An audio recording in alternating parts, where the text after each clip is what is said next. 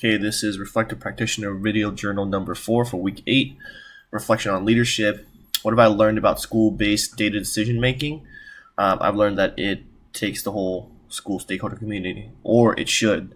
There's just so much data to be gathered from every facet of student life that what you do with that data is really important. And I think in order to provide equitable ownership, closing gaps to access, and ensuring that the best results for students are based from community needs and take into consideration the voice of all stakeholder groups, you really have to distribute that decision-making power. It can't be top-down. It can't be just the principals or the district or administrators making decisions. It really does have to be collaborative a process, whether it's like the LCAP or SIPSA, even the WASC action plan. Those all take into consideration varying needs from the different stakeholder community groups, with the goal in mind of improving student outcomes, of course. But the saying goes, it takes a village to raise one child. So at any school, how many villages does it take? So you have to actively work and deliberately make decisions based on the input of all the necessary stakeholder groups. My school growth plan definitely did that. We referenced so many different data points. Our SIPSA, the LCAP, our WAS action plan. One of the most important data points was our end of the year stakeholder surveys, which teachers, all staff, students and parents took. They're called panorama surveys. And every year we get results, and it shows the satisfaction levels based across different topics, whether it's academics, safety, community togetherness.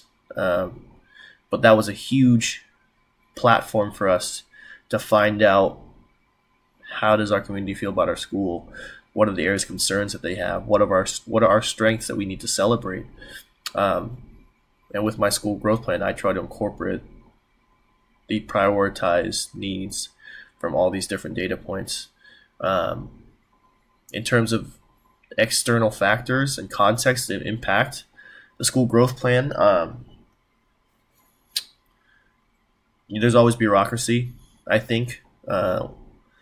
Schools are such huge organisms with so many moving parts that you're always going to have dissenting voices. You're always going to have conflicting viewpoints. So movement and progress can be slow, especially if you try to form a consensus. But a vision doesn't need consensus. A vision, I think, needs buy-in and needs the overall understanding that is for the betterment of the entire community. In this case, this entire community is centered around students and student outcomes and student achievements.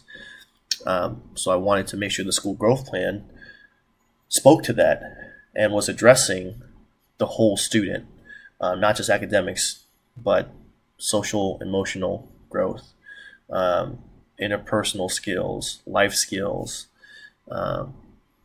behavior and discipline, which has a direct impact on safety and the overall school culture and environment.